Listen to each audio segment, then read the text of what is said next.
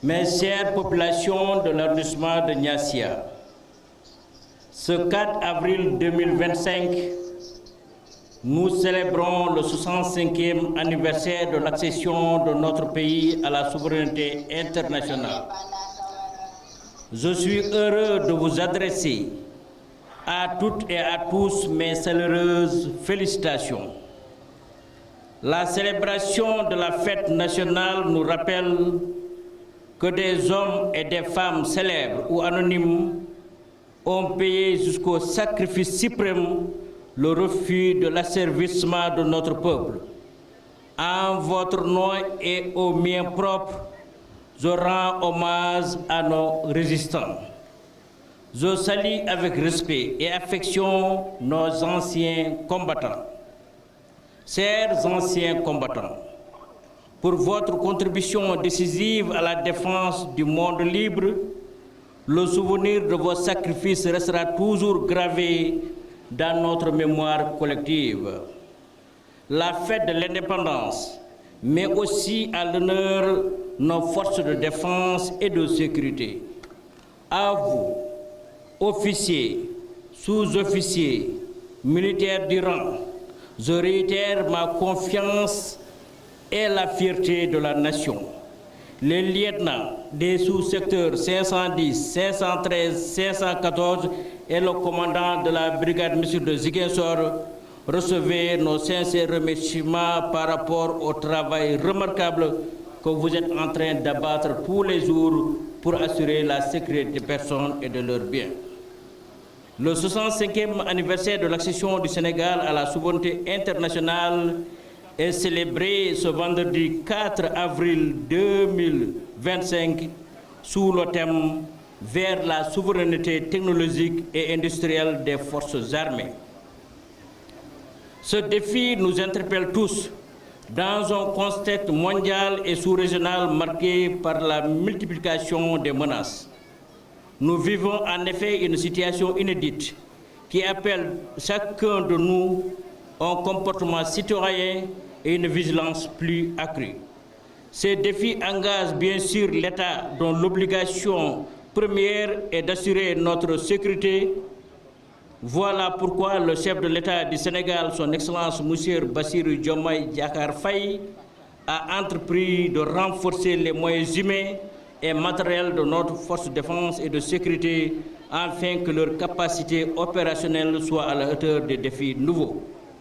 Je tiens également à rappeler le ratissage que l'armée avait fait dans cette région naturelle de la Casamance qui a permis à la paix de revenir et plusieurs populations qui étaient déplacées sont en train de revenir de fur et à mesure.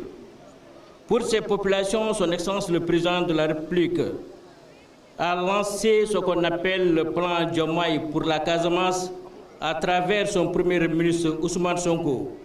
Ce plan Diomaye pour la Casamance, dont le comité régional est piloté par le gouverneur de la région de Ziguinchor et le secrétariat est assuré par le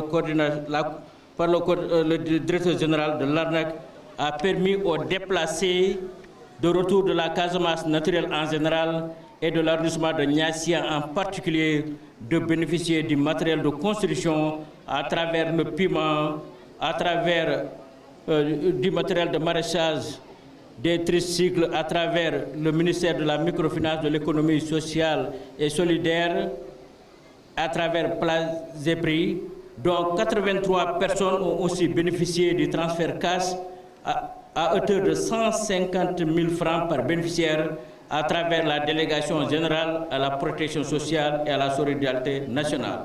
La fête de l'indépendance est aussi de la veillante jeunesse sénégalaise, des villes, de la campagne. Nous remercions par la même occasion l'ensemble des zones de l'arrondissement. L'éducation et la formation et l'emploi des jeunes restent au cœur des préoccupations de son Excellence M. Bassirou Diomaye Faye, le Président de la République du Sénégal, le Premier ministre Ousmane Sonko et l'ensemble des ministres du gouvernement. Nous avons tous que la jeunesse occupe une place très importante dans le référentiel 2050. Cette initiative novatrice soutiendra à la fois l'amélioration et la formation technique et professionnelle, l'employabilité des apprenants et la compétitivité. Chères populations de l'arrondissement, mettez-nous au travail. C'est un impératif patriotique. Seul le travail nous fera avancer parce que le travail, c'est ce qui fait vivre nos foyers. Le travail, c'est ce qui fait vivre nos villes et nos campagnes. Le travail, c'est ce qui fait vivre la nation, conduit à notre liberté et conforte notre souveraineté nationale. Ainsi, nous serons-nous chaque jour davantage les bâtisseurs de notre propre destin pour que vive notre chère patrie dans la paix, l'unité et la prospérité. Pour la transformation systémique de notre économie, comme nous a très bien orienté le référentiel 2050. Un avenir meilleur s'offre maintenant à la commune d'Enampor.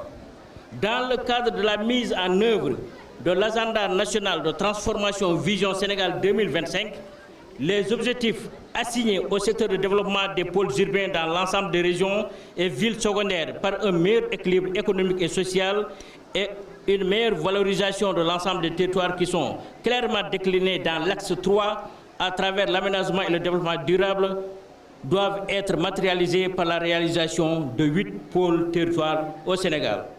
C'est dans cette optique que le ministre de l'Urbanisme, des collectivités territoriales et l'ensemble conformément à cette vision du chef de l'État, à travers la Direction générale de l'urbanisme et de l'architecture, compte créer 34 pôles urbains sur l'étendue du territoire national.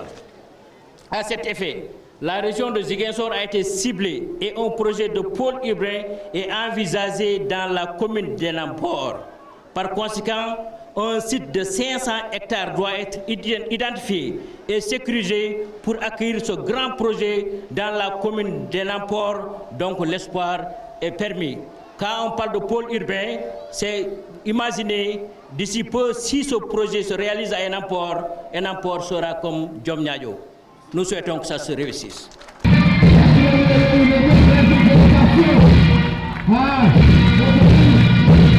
Les